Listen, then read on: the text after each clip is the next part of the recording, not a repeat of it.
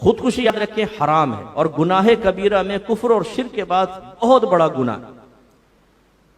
हमारे बहुत से नौजवान होते हैं इश्क में नाकाम हो गए, लैला हाथ से निकल गई, क्योंकि कमाते धमाते तो है नहीं। भाई आप कमाओ, आप अच्छा पढ़ें, आवारागर्द दोस्तों से बचें, आप कुछ अच्छे आईटी के कोर्सेज करें, अपने फ्यूचर पर निगाह रखें। उसमें आपको दोस्तों की सोबत छोड़नी पड़ेगी, थोड़ा अपने मजे वक्ती तौर पे तर्क करने पड़ेंगे, लेकिन इंशाल्लाह आप तरक्की कर जाएंगे।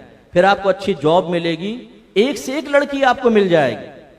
जो लड़कियां आपको बाहर नजर आती हैं, अगर उसमें आप हुस्न जमाल की कोई और रमक देखते हैं, जो घरों के अंदर पर्दे में हैं, इनसे कहीं ज्यादा हसीन बच्चियां हैं। ये तो नहीं जो आपकी निगाहों के सामने रोड पे सारा हुस्न ये रोडों पे आ गया और घर के अंदर नहीं है, कि इस हुस्न के लिए ख्वार होकर आदमी अपने आप को तबाह कर ले। आप अच्छा कमाते हैं, आपके पास एक गाड़ी है, आप इज्जत से अपना मकान बनाए हुए, सैकड़ों रिश्ते मिलेंगे, एक से खूबसूरत लड़की मिलेगी। लेकिन हमारे नौजवान जिस वक्त उन्हें पढ़ना होता है उस वक्त कबूतरबाजियों में लगे होते हैं, उस वक्त रात को चैट चल रही होती है, उस वक्त फेसबुक पर नाम मोहम्मद अकरम है और जुलेखा के नाम से फेक अकाउंट बना के लड़कियों को तलाश कर रहे होते हैं, हाय हेलो क्या कर रही हो क्या नहीं। अच्छा वहां भी मोहम्मद असलम बैठा होता है और उसने पिक्चर लगाई होती है किसी पड़ोसी मुल्क की हीरोइन की, और नाम लिखा होता है उसने लैला। अब दोनों एक दूसरे को पागल और बेवकूफ बना रहे हैं। ये मोहम्मद अकरम बनाम जुलेखा ये पीछे लगा हुआ है और वो अपने उसमें लगा हुआ है। नतीजा क्या निकलता है? आवारागर दोस्तों के साथ बैठ गए, ताश की गड्डी ले ली आपने, 12 गोटियां खेल रहे हैं फुटपाथ पर बैठकर, स्नोकर खेल रहे हैं जी, डब्बू और ये और फुला फुला, पढ़कर नहीं देते, फिर रह जाते हैं बेरोजगार, फिर हमें नौकरियां करनी पड़ती हैं, फिर हमें थोड़ा सा अमाउंट मिलता है, उसमें फिर बाद औकात हमें वो मंजिल नहीं मिल पाती। अब वो फिल्मों के अंदर तो चल जाता है जी, हीरो बिल्कुल फुटपाथ पे पड़ा हुआ है, तब भी हीरोइन ने कहा सब कुछ आप पे कुर्बान, घर वालों से बगावत की शादी हो गई। हमारे जो आजकल के जदीद हीरो हैं वो इसी तरह के ख्वाब देखते हैं, मैं चाहे फुटपाथ पे रहूं, चल से पीऊं, बस लड़की को इशारा करूंगा, बोली भाई कहां चलना है बताओ, चले। अरे भाई बेवकूफो, ये हकीकत है। इस तरह लड़कियां हासिल नहीं होती, टाइम जाया होगा, वक्त बर्बाद होगा, फिर वो थोड़े पे गुजारा करना होता है। उसमें फिर अगर शादी हो भी जाती है, आज ये खत्म आज वो खत्म, अगर फर्ज कर ले मतलूबा लड़की से भी आपकी शादी हो गई, 4 दिन में इश्क का जोश खत्म हो जाएगा। क्योंकि जब आटे दाल का भाव देखेंगे ना तो पता चलेगा। मेरे एक शागिर्द की शादी हुई तो मैंने फोन किया, उसने शादी के बाद पढ़ना ही छोड़ दिया, बेचारे ने पैसा कमाना था, अब क्या करे। तो मैंने पूछा कि बेटा क्या हाल चाल है? कहने लगा उस्ताद साहब मुझे तो पैम्परों ने मार दिया। आया कहता है आधी तनख्वाह तो पैम्पर में निकल जाती, बच्चा ही 2-2, 2,500, 2,500, 3-3 हजार के दूध पी जाता है, और पैम्पर लाकर देखें आजकल की बच्चियां नहीं है कि वो हाथ डालेंगे, कहते नहीं, यूं निकालो और फेंको। वो पहले दौर की खवातीन थी, आप माशाल्लाह सब जानते हैं, हमारी वालदा ने भी इसी तरह वो कपड़े बांध रही हैं जी, वो कपड़ा धो रही हैं, उसको सुखा रही हैं, फिर उसको यूज कर रही हैं। आजकल की लड़कियां इस बात की कायल नहीं है, अगर ज्यादा बोलेंगे गुलाम मुस्तफा खुद कर लो। आप गए मिलने के लिए, पता चला बाथरूम में बेचारा घुसा हुआ है, बच्चों के पैम्पर साफ कर रहा है, पैम्पर उतार रहा है। तो यूं सूरत हाल। तो भाई इसलिए मैं नौजवानों से अर्ज करता हूं, आप पढ़ें, अच्छा काम करें और कोर्सेज करें, आईटी के कोर्सेज कर लें, घर बैठकर आपकी अच्छी खासी अर्निंग होगी। और अगर आप दीन की तरफ आ जाते हैं, अल्लाह ताला दीनदार को कभी मोहताज और भूखा नहीं मारेगा। अगर उसने अच्छे अंदाज से दीन हासिल किया होगा और से उसको इस्तेमाल कर, इतना पैसा है दीन के अंदर मैं आपको बता नहीं सकता। और तैयब और हलाल, बाद औक़ात मेरी अम्मी मुझे कहती हैं पता नहीं लोगों को क्या हो गया, दीन की तरफ नहीं आते, इसमें इतना अल्लाह ने बरकत और हलाल रखा हुआ है, दुनिया के पीछे हम ख्वार हो रहे होते। हमारे यानी जो बाहर से हमें लोग पढ़ने के लिए कहते हैं, मैं अपने स्टूडेंट्स को दे देता हूँ, अपने टीचर्स को, बच्चियां हैं बच्चे हैं, अल्हम्दुलिल्लाह महीने के 40,000 50,000 अर्निंग उनके लिए कोई बड़ा प्रॉब्लम नहीं है।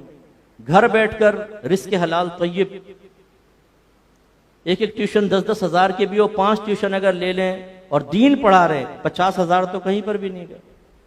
तो यूं दीन, मैं नहीं कह रहा हूं, मतलब कहने का मतलब ही नहीं कि दुनिया कमाने के लिए दीन हासिल करें, लेकिन हलाल एक जरिया तो है। आजकल के दौर में जितना घर से कम बाहर निकले बहुत अच्छा है।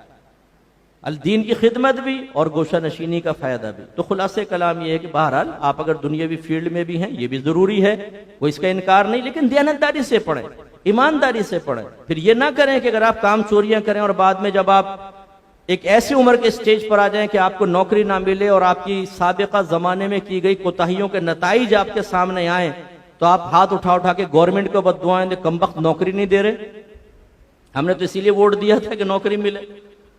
तो भाई आपने फिर क्यों नहीं खुद क्यों अपने साथ दयानतदाराना मुआमला किया? किस बेस पर आपको जॉब मिलेगी ये बताइए? कोई है हुनर आपके हाथ में? जो हुनर तो नहीं है। तो यूं मैं गुजारिश करता हूं कि अपने आप को हलाकत में ना डालें, वरना तबाही तबाही। अब होता क्या है कि जब हमारे नौजवान इश्क में नाकाम हो गए, दीगर मामलात में, तो ये अब मुझे किसी ने बताया कि एक पड़ोसी मुल्क का एक नौजवान हाफिज कुरान, वो किसी ने नबी करीम की शान में गैर मुस्लिम ने गुस्ताखी की, उस हाफिज साहब ने अपने आप को फांसी चढ़ा दिया और पैगाम ये छोड़कर गए कि चूंकि ये गुस्ताखियां सरेआम हो रही हैं और मैं कुछ नहीं कर पा रहा, तो मैंने अपने आप को मैं हलाक कर दिया। अब हाफिज कुरान तो थे, शायद काश वो साहिब इल्म भी होते तो उन्हें पता होता कि ये करना उनके लिए शरन जायज नहीं था।